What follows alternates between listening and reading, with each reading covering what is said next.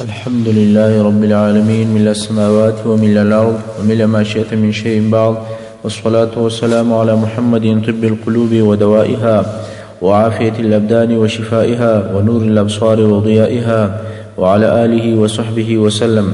أما بعد، د خلفای راشدینو د سیرت درې څلوېښتمه برخه. په تېره برخه کې مو د حضرت عثمان رضی الله تعالی عنه د خلافت بیان تر دې ځایه رسولی و چې د خپلو حاضرینو او خپلو رعیتو ته اوله خطبه او ختیمه شه وویله. تر اولې خطبې وروسته چې کومه دویمه خطبه او تقریر حضرت عثمان رضی الله تعالی عنه صحابه کرامو او ناستو حاضرینو خپلو رعیتو ته کړی دي، په هغه دویمه خطبه کې و حاضرینو ته داسې وویل: ای ورونو، بېشکه چې تاسې په داسې ښار او په دنیا کې یاست چې هغه بدلیدونکی او خرابېدونکی دی. تاسې ښه فکر ورته وکوئ چې د حضرت عثمان رضی الله تعالی عنه په دې خطبه کې هره جمله او هره ټوټه او هره خبره د ډېر دقت وړ ده او ډېرې باریکې معناګانې پکې پرتې دي او ډېر ښه نتایج لري. نو اوله خبره یې دا وکوله چې تاسې په داسې ښار او په داسې دنیا کې یاست چې هغه بدلیدونکی او خرابېدونکی دی. یعنی دا دنیا یې د یو ښار او د یو کور سره مشابه کړئ، لکه څنګه چې یو کوچنی کور آخر و خرابېدلو او نړېدلو ته راجع کیږي، دا رقم دا ټوله دنیا هم آخر خرابېږي. بیا یې وفرمایل: د مخه تر دې چې تاسې ته مرګ راسي، د مرګ پر طرف باندې په نیکو عملو سره ور د مخه سئ. دا څومره د فهم وړ جمله ده. یعنی مرګ خو تاسې ته هسې هم راځي او ورځ په ورځ باندې درته رانږدې کیږي. د مرګ پرمختګ خو هېڅ وخت نه څوک درولی شي او نه درېږي. مرګ و تاسې ته ورځ په ورځ په دقیقه کې رانږدې کیږي، خو مهمه دا ده چې تاسې ور د مخه سئ او ستاسې د مخه کېدل هم په نیکو عملو سره وي. او بیا یې پسې زیاته کړله: مرګ تاسې ته سهار او ماښام رانږدې کیږي. او واورئ چې دنیا په دوکه او په خطا ایستلو کې نغښتې ده، په دنیا مه خطا وځئ. دا څومره مهمه او د فهم وړ خبره ده.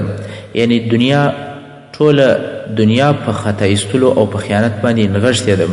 په دنیا باندې چې کم کسان خطا وتلي دي او د دنیا په خواهشاتو او د دنیا په ښېګڼو او په نعمتو، په اسراحتو، په خواهشاتو باندې غولیدلي او خطا وتلي دي، هغه په داسې کنده کې د دوزخ یې ځان اچولی دی چې د ابد دپاره بیا د هغه څخه خلاصون نسته.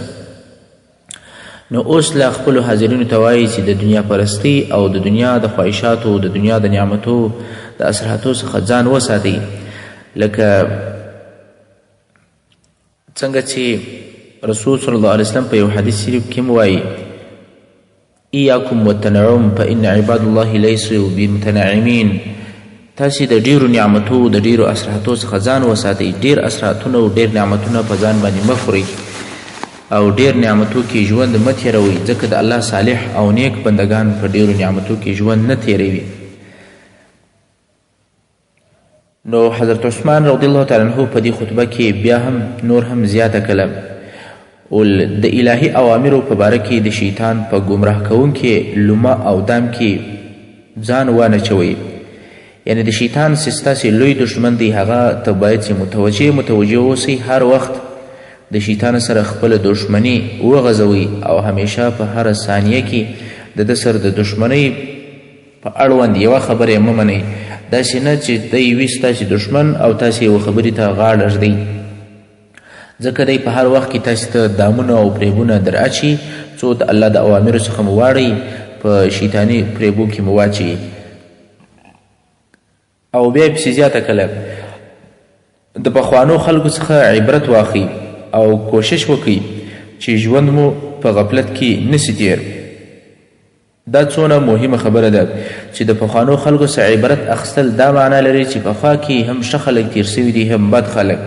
داسې کسان تیر سوي دي چې د الله د اوامرو او د دین د کارو، د دین د قوانینو اتباع به یې کوله، او داسې کسان هم تیر سوي دي چې د هغو به ژوند ټول د الله په دښمنۍ کې تیر سوی و، په ګناهو، په نارواو کې به عمر تیر سوی و. کم کسان چې هغه د الله جل جلاله په اطاعت کې دوی وخت تیر کړی و، د هغو پایلې و آخر هغسې ښایستې نتیجې وې چې هم په دنیا کې خلک ځین متاثره او د ښېګڼو مرګ یې و، د ښو ښېګڼو ژوند یې و، او همې برکات پر اولادو باندې پاته سوي او پر کورنۍ باندې پاته سوي، او په آخرت کې هم الله جل جلاله لوړ مقامات ورکړي.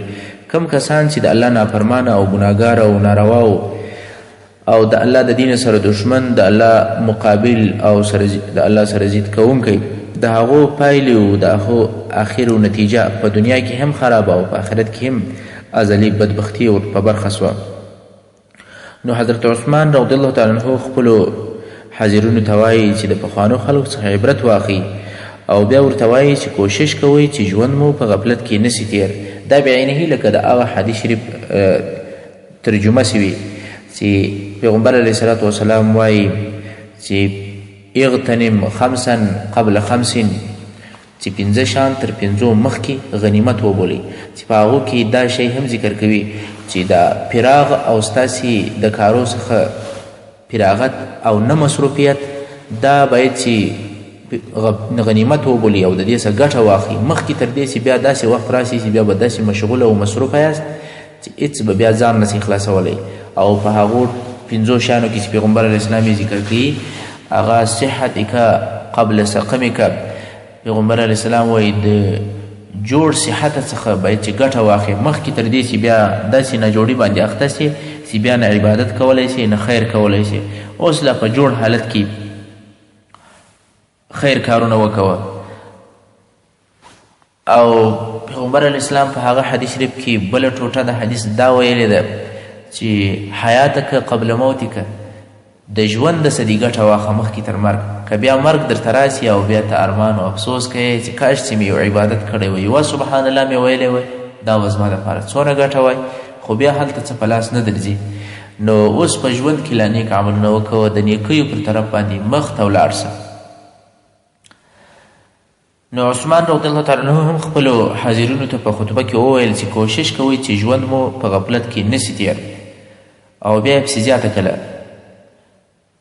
چې دا خبره په یاد ولرئ که تاسې غفلت او بې پرواهي کوئ، د تقدیر او د قضا خالق جل جلاله ستاسې په باره کې هیڅ بې پرواهي نه کوي. یعنې دې ته تاسې متوجه سئ، تاسې که غفلت کوئ، بې پرواهي کوئ او د دنیا ساعات او دقیقې دا ټیم او دا قیمتي وخت دا تاسې دغسې فالتو تېروئ، خو الله جل جلاله ستاسې څخه غافل نه دی. الله ستاسې هره دقیقه او هره ثانیه دا په حساب سره نیولې ده او د هغه حساب به در سره کوي چې الله وایي دغه وخت مې در کړی و، دا قیمتي وخت مې در کړی و، دا مې د دې دپاره در کړی و چې ته زما عبادت وکړې، لکه چې رب جل جلاله په آیات شریف کې فرمایي وما خلقت الجن والانس الا لیعبدون، ما انسانانو پیرانان خاص د عبادت دپاره پیدا کړي. نو پوښتنه او سوال خو کوي چې دغه وخت یې ولې بې عبادته تېر کړی دی. نو ځکه عثمان رضی الله تعالی عنه وایي چې باید چې ستاسې وخت فالتو نسي تېر، ځکه الله جل جلاله یې پسې حسابي. او بل آیت شریف کې رب جل جلاله وایي ان ربک لبالمرصاد، او بل آیت شریف کې الله جل جلاله وایي نحن اقرب الیه من حبل الورید. دا ټول آیتونه پر دې باندې دلالت کوي چې الله جل جلاله پوره د هر انسان ټول دقیقې او ثانیې او ټول عمر الله جل جلاله په پام کې نیولی دی، هیڅ وخت نه ځینې تېرېږي چې دغه وخت نو د الله څخه ته پالتو تېر کړي چې الله نسو په پوه یا نسو په خبر، بلکې په هر وخت باندې الله خبر او ستا سره به د هغه حساب کېږي. نو ځکه عثمان رضی الله تعالی عنه وایي چې الله جل جلاله په هر څه باندې عالم او ستاسې د وختو او ستاسې د عمر څخه نه دی غافله، فالتو په غفلت کې عمر مه تېروئ. بل آیت شریف کې هم اشاره ده چې رب جل جلاله وایي ما یلفظ من قول الا لدیه رقیب عتید، تاسې چې هره خبره کوئ پر هغه باندې مقربې ملایکې ستا چې کرام کاتبین دي ستاسې هره خبره لیکي. نو دغه هم شهیدان دي ستاسې پر دې عمر باندې که عبث په غفلت کې تېر کړئ، هلته به بیا عذاب الله درکوي. بیا حضرت عثمان رضی الله تعالی عنه پسې زیاته کله په خطبه کې چې دنیا پرست او عیش پرست خلک چیرې ولاړل چې د دنیا خواهشاتو ته هر وخت هرکلی وایي او خپل قیمتي ژوند یې پر دنیا قربان کوي. په آخر کې تقدیري او ازلي فیصلې دوی د اسرحتو او د نعمتو څخه و تکلیفو او عذابو ته ور وغورځول. دا بعینه لکه د هغه آیات شریف ترجمه سوي چې رب جل جلاله فرمایي اذهبتم طیباتکم فی حیاتکم الدنیا، چې داسې کسان هم وي په آخرت کې چې الله جل جلاله وایي چې تاسې د دې نیکو عملو ثوابونه ټول په دنیا کې خوړلي دي، په دنیا کې مو نعمتونو او اصلاحاتونو خوندونه اخیستل، اغستی د نیکو عملو د ښو کارو جزا سوه. دلې اوس ما ته تش لاس راغلي یاست، خالي مو د ګناه پیټۍ رااخیستی دي چې عذابونه درکړه. نو حضرت عثمان رضی الله تعالی عنه مبارک وایي چې کومو کسانو چې دنیا پرستی کوله، په دنیا پسې ځغاستل او ټول وخت او ژوند او فکر او کار او کردار یې ټول د دنیا سره و، الله یې هېر کړی و، عیش پرستي یې کوله، دا ښایسته شی وخوره، دا ښه شی وخوره او دا ښه شی راوړه او دا ښه ځای ته ولاړ شه، دا ښه ځای رانیسه او دا ښه ځای خرڅ کړه. دا عیش پرستی یې کوله، په ښو شیانو او د طبیعت په سمو شیانو پسې ګرځېدی. نو د هغه اخیر پای به داسې وي لکه په پخوانو کې چې داسې عیش پرستان ګرځېدل، اخر دغه خواهشاتو دغه د خپل د دنیا قیمتي ژوند چې د خراب کړی و، دغه انسان او دغه انسانان او دغه ټولنې د دې نعمتو د وسایي ژوند څخه و هغه عذابو او هغه تکلیفو ته ورکش کړل چې هغه داسې عذابونه دي چې نه سترګو لیدلي دي، نه په زړه کې راتېر سوي دي، نه یې پر خوله چا بیان کړی. بیا حضرت عثمان رضی الله تعالی عنه پسې زیاته کړله چې دنیا ستاسې سره هم داسې جفا کوي لکه څنګه چې د پخوانو سره دنیا جفا وکوله، که ښه خلک ول که بد خلک ول، آخر دنیا جفا ورسره وکوله، آخر مرګ ورته رالی، دنیا ځینې ولاړه او دوی ولاړل د دنیا څخه. نو ستاسې سره هم یو ورځ داسې ورځ راځي چې د دنیا جفا به وي او دنیا به ستاسې څخه لرې کېږي، ته به د دنیا څخه لرې کېږي. نو اوس لا دنیا داسې پرېږده لکه چې بیا په وروسته کې دا جفا در سره کوي.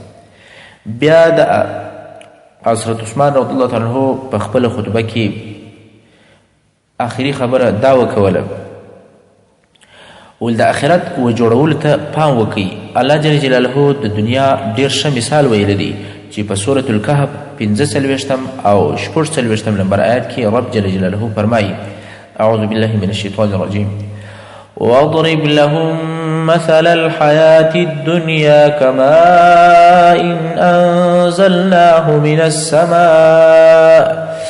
من السماء فاختلط به نبات الأرض فأصبح هشيما تذروه الرياح وكان الله على كل شيء مقتدرا المال والبنون زينة الحياة الدنيا والباقيات الصالحات خير عند ربك ثوابا وخير أملا. ترجمه: اے محمد صلی الله علیه وسلم، ته دوی ته د دنیا د ژوند مثال بیان کړه. هغه داسې د دنیا د ژوند مثال الله داسې بیانوي، وایي کله چې موږ د اسمانه څخه اوبه راوړو د هغه په وسیله سره مځکه زرغونه کو، بیا دا واښه ټوټه ټوټه چې هوا یې د ځانه سره وړي. الله جل جلاله پر هر شي قادر دی. مال او اولاد د دنیا ښایست دی و باقي پاتې کېدونکو نیک عملو ته ستاسې د رب سره د ثواب په هکله هم ښه دی چې هغه ته امید وساتئ او د امید ساتلو په هکله هم ښه دی. یعنی دا د دنیا ټول ژوند داسې مثال لري لکه د پسرلي موسم کې چې دنیا او باغونه او ښارونه ښایسته او زرغونې سي، قسم قسم میوې او ګلان راشنه سي، ډېر ښایسته منظر په علاقو په منطقو کې جوړ سي، مګر په څه وخت تېرېدلو سره چې د مني بادونه پر راوالوځي، هغه ښایسته باغونه او هغه ښایستې زرغونې پاڼې او میوې ټول شان سره ختم کړي، بیا وچ حال شي، هغه پاڼې او هغه باغ ټول سره وچ شي، هغه پاڼې ټوک ټوک شي، باد یې یوې خوا او بلې خوا ته هوا کوي. یعنې د دنیا ژوند که هم داسې آباد وي، داسې خوندور سوي، سړی یې ښه سره برابر کړي، خو په آخر کې داسې یو خزاني باد لري چې هغه د مرګ باد دی، چې کله مرګ پر انسان باندې راشي بیا هغه دنیا او هغه ژوند و هر څه سره پاته دی. نو د دې جامع خطبې وروسته چې کله عثمان رضی الله تعالی عنه دا خطبه پای ته ورسوله، نو کم خلک چې پاته ول او بیعت یې نه و کړی، هغه هم د حضرت عثمان رضی الله تعالی عنه سره بیعت وکوئ. اوس تر بیعت کولو وروسته اوله فیصله چې حضرت عثمان رضی الله تعالی عنه ته د قضا په اړوند پیش شوه هغه د هرمزان د قتل قضیه وه. هرمزان د ایرانی پوجانو مشر او قمندان و. مسلمانانو نیولی و او د حضرت عمر فاروق رضی الله تعالی عنه د خلافت په وخت کې د مدینې منورې ته رالیږلی و. هرمزان چې کله مدینې منورې ته راورسېدی اسلام یې قبول کړي، مسلمان شو. چې دا کیسه د حضرت عمر فاروق رضی الله تعالی عنه د خلافت په بیان کې یو څه تفصیل تیر شوی. نو حضرت عمر فاروق رضی الله تعالی عنه دته تنخواه هم مقرره کړ او په مدینه منوره کې د اوسېدلو اجازه ورکړه. داسې ویل کېږي چې په کومه چاړه باندې او په کوم خنجر باندې چې ابو لؤلؤ حضرت عمر فاروق رضی الله تعالی عنه شهید کړي، هغه چاړه او خنجر تر دې مخکې د هرمزان سره لیدل سوی و. چې د دې قصې تفصیل داسې دی چې ابو لؤلؤ به ډېر وخت د هرمزان سره پټې خبرې کولې او د دوی سره به یو بل عیسایي مریی هم کښېنستی چې نوم یې جفینه و. چې دا هرمزان او ابو لؤلؤ دواړه پارسیان دي، ایرانیان دي او پارسیبانیان دي. اتفاقا یوه ورځ عبدالرحمن ابن ابي بکر رضی الله تعالی عنه دا درې نفره سره ولیدل چې ناست دي او پټې خبرې سره کوي. ابو لؤلؤ چې کله عبدالرحمن ابن ابي بکر رضی الله تعالی عنه ولیدی دستي د خپل ځای څخه ولاړ سو او هغه خنجر یې چې د ځان سره پټ کړی و هغه یې اخیستی، خو په دې وخت کې ایله سو. عبدالرحمن ابن ابي بکر رضی الله تعالی عنه دا خنجر ولیدی، خو څنګه چې تر دې وخته پورې د اندېښنې وړ پیښه نه وه رامنځته سوې نو فکر یې نه سو کیبن. کله چې ابو لؤلؤ پر حضرت عمر فاروق رضی الله تعالی عنه باندې قاتلانه واری وکړي نو ابو لؤلؤ وتښتېدی، خو خلکو ونیوی. په دې وخت کې د په خپل خنجر باندې ځان مړ کړي. عبدالرحمن ابن ابي بکر رضی الله تعالی عنه دا خنجر وپېژندی چې دا هغه خنجر دی چې څو ورځې مخکې ما د ده سره لیدلی و. بیا یې خلکو ته وویل چې ما ابو لؤلؤ د هرمزان سره ناست ولیدی او دغه خنجر هم ورسره و. د حضرت عمر رضی الله تعالی عنه تر شهادت وروسته د ده زوی چې عبیدالله ابن عمر رضی الله تعالی عنه نومېدی، دا د ډیره غم او د احساساتو د جوش په وجه باندې په هرمزان پسې رالی او هرمزان یې مړ کړي. په دې وخت کې سعد ابن ابي وقاص رضی الله تعالی عنه ولیدی. نو سعد رضی الله تعالی عنه کوشش وکړي چې عبیدالله ونیسي. په دې وخت کې د عبیدالله قصد و چې هغه عیسایي مریی هم مړ کړي چې جفینه نومېدی، خو د هغه عیسایي تر وژلو د مخه سعد رضی الله تعالی عنه دی ونیوی. څنګه چې په دې وخت کې په یو روایت کې صهیب، په بل روایت کې بلال رضی الله تعالی عنه موقتي خلیفه و، نو هغه ته راوستی.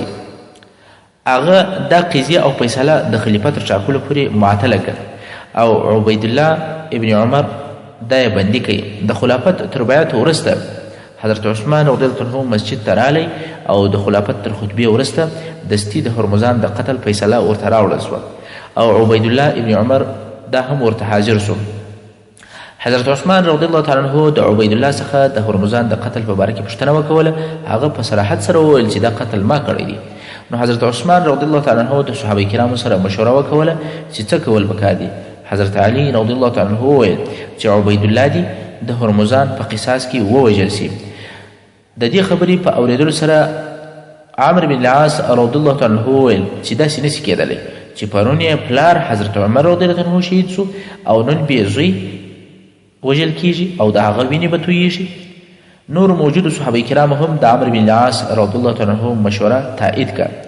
حضرت عثمان رضی الله تعالی عنه په فکر کې سو چې څه وکړي، خو اخر یې وویل چې دا قضیه نه د حضرت عمر رضی الله تعالی عنه د خلافت ده نه زما، ځکه چې زما تر خلافت مخکې پیښه سوې ده نو پر ما یې مسؤلیت نسته، خو فیصله یې زما پر غاړه ده.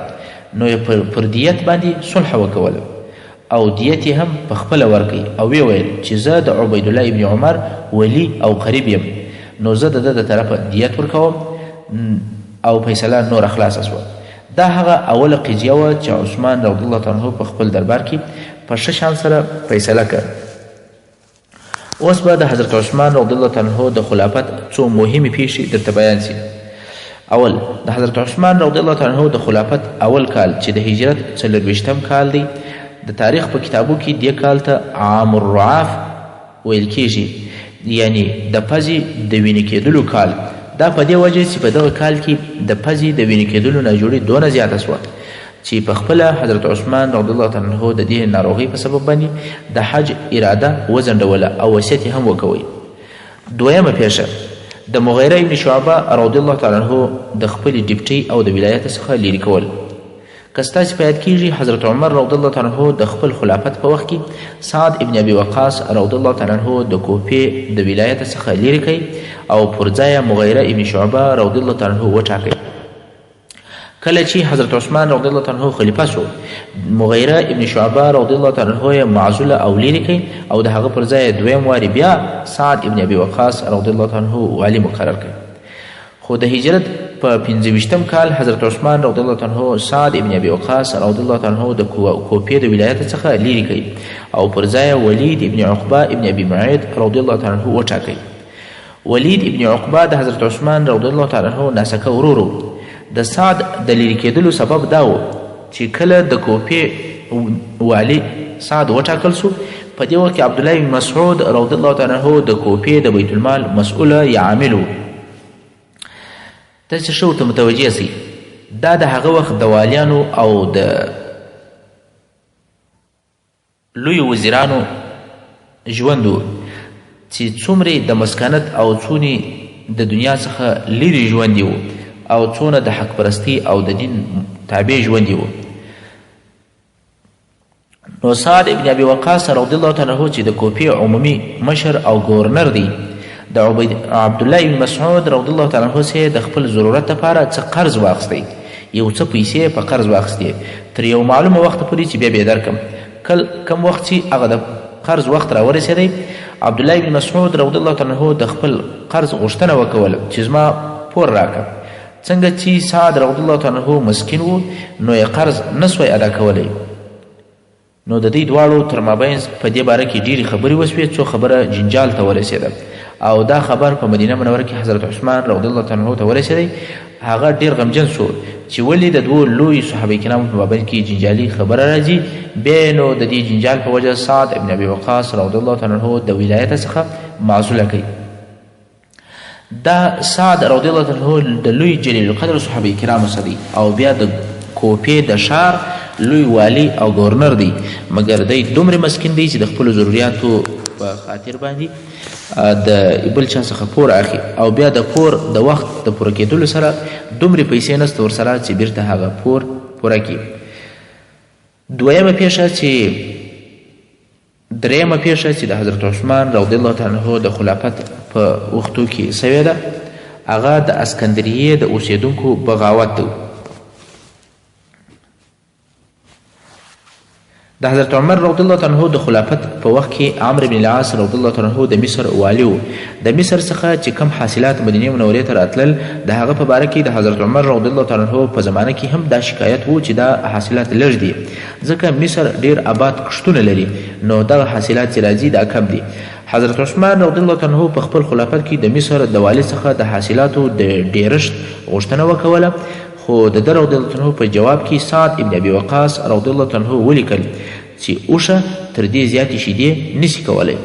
د دې څه مطلب دا و چې د مصر د ښار کم کښتونه چې دي هغه چې څومره حاصلات مو تاسې ته در ولېږل تر دې زیات نور حاصلات نشي کولی، بس دغه یې وس دی د مصر. په دې خبره سره عثمان رضی الله تعالی عنه ناراضه سو او دی یې معزوله کوي او پر ځای عبدالله بن ابي سرح رضی الله تعالی عنه وټاکئ. څنګه چې عمرو بن العاص رضی الله تعالی عنه پخوانی والي دا د رومیانو ډېر شدید مقابلو، رومیان یې ډېر بیرولي ول، نو د ده رضی الله عنه په معزوله کېدلو او لیرې کېدلو سره رومیانو ته دویم واري د اسکندریې د نیولو فکر ور پیدا سو. نو د هرقل زوی ته چې قسطنطین نومېدی یو لیک او خط ولېږئ چې په دې لیک یې ورته لیکلي ول چې دغه د هرقل زوی په دې وخت کې په قسطنطنیه ښار کې و. په لیک کې خلکو داسې ورته لیکلي ول چې په اسکندریه ښار کې د مسلمانانو شمیر دونه کم دی چې فقط 1000 کسه فوجان لري، نو که موږ د مسلمانانو د جزیې د ذلت څخه خلاصولی سي نو اوس یې ښه موقع ده. د هرقل زوی چې قسطنطین نومېدی هغه ته د خپل پلار تر مرګ وروسته باچهي په لاس ورغلې وه، نو او د مسلمانانو زور نه ور معلومېدی، نو د خپلو نږدې ملګرو څخه د عمایون په نامه باندې یو لوی پهلوان د 300 کښتیو سره چې 300 کښتۍ د پوځیانو ډکې وې و اسکندریې ته راولېږل. مسلمانانو تر دې وخته د رومیانو پر قسم بحري او دریابي کښتۍ نه درلودې. د روم لښکر چې اسکندریې ته راورسېدی دلته یې خپله قرارګاه جوړه کړه. څنګه چې د رومیانو راتګ د مسلمانانو په بېخبرۍ کې و نو هغه 1000 کسه مجاهدین چې د اسکندریې ساتنه یې کوله ټول د رومیانو د طرفه شهیدان سول. بې له څو لږو نفرو رومیانو دا نه چې یوازې اسکندریه ونیوله بلکې شاوخوا یې د چور او د چپاول حملې هم شروع کړې. د اسکندریه د بغاوت او د رومیانو د حملې خبر چې کله حضرت عثمان رضی الله عنه ته راورسېدی نو د مصریانو په مشوره یې د دې مشکل د حل دپاره عمرو بن العاص رضی الله عنه وټاکئ. نو عمرو بن العاص رضی الله عنه د 15,000 نفریز لښکره سره د اسکندریې پر طرف باندې روان سو. مخکې مو دا خبره وکوله چې رومیانو پر اسکندریه باندې ناڅاپه حمله کړې وه. که دغه رومیانو د جنگي تکتیک څخه کار اخیستی وای او د خپله حمله یې پسې غځولی وای او د چور او د چپاول کارونه یې نه وای شروع کړی نو دوی به د بابلیانو قلعه هم دویم وارې نیولې وای او د مصر ډیره حصه به نیولې وای. خو دوی د چور او د چپاول په سبب باندې دا موقع د لاسه ورکړه او خالي په اسکندریه کې وګرځېدل. خو د دې حالت څخه عمرو بن العاص رضی الله تعالی عنه پوره ګټه واخیستله. پر رومي پوج باندې چې شمیر یې تر مسلمانانو څو چنده زیات و په نقیوس سیمه کې زورور حمله وکوله چې ډیر شدید جنگ شروع سو. په جنگ کې د عمرو بن العاص رضی الله تعالی عنه آس په غشي وویشتل سو نو دی مجبوره سو چې پر پښو یې جنگ شروع کړي. د جنگ په وروستیو مرحلو کې بې حسابه رومي پوجان او د هغو مشر قمندان ووژل سو او هغه نورو د لږ مقاومته وروسته په کښتیو کې ځانونه د جنگ د میدان څخه خلاص کړل او وتښتېدل او ډیر پوجان یې د اسکندریې په قلاو ننوتل. عمرو بن العاص رضی الله تعالی عنه د قلاو پر طرف باندې روان سو. کله چې قلاو ته راورسېدی قلاو یې محاصره کړي او د منجنیق په واسطه د قلا دیوالونه ور ونړول. منجنیق خو درته معلوم دی چې داسې یو غټ آله وه د هغه وخت چې لکه د نن وخت توپ لوی لوی ډبرې به په غورځول کېدې نو په هغه یې دیوالونه ور ونړول. دلته بیا شدید جنگ شروع سو. تر اوږده مقاومته وروسته مسلمانانو قلاوې ونیولې. عمرو بن العاص رضی الله تعالی عنه د اسکندریې تر دویمې فتحې وروسته د اسکندریې په اوسېدونکو باندې جزیه کښېښوله او په شاوخوا سیمو کې چې کم باغیان ول هغه یې ورک کړل. رومیانو د اسکندریې په حمله کې د ډیرو خلکو مالونه هم وړېول او په دې چور کې د خپلو او د پردو فرق نه و کړی. کله چې عمرو بن العاص رضی الله تعالی عنه منطقه تر خپل تسلط لاندې راوستله نو خلک ورته رال او ورته ویل چې رومیانو زموږ حیوانات او مالونه ټول یوړل. حال دا چې موږ ستاسې د اطاعت څخه سرغړونه نه ده کړې بلکې پر هغه خپله معاهده ولاړ یو. عمرو بن العاص رضی الله عنه د دوی سره تر ډیرو خبرو وروسته د دلایلو او د شاهدانو پر بنا باندې دوی ته د دوی د مالو تاوانونه ورکړل چې په دې کار سره د دوی په زړو کې د مسلمانانو عزت نور هم زیات سو. تر دې وروسته بله پیښه چې د حضرت عثمان رضی الله تعالی عنه په خلافت کې سوې ده هغه د ارمینیا فتح کېدل ول. محترم اوریدونکو څنګه چې وخت پای ته رسیږي زموږ پاته برخه د سیرت الخلفاء به په راتلونکو حصو کې واورئ. وصلی الله تعالی علی خیر خلقه محمد و آله و اصحابه و اهل بیته اجمعین.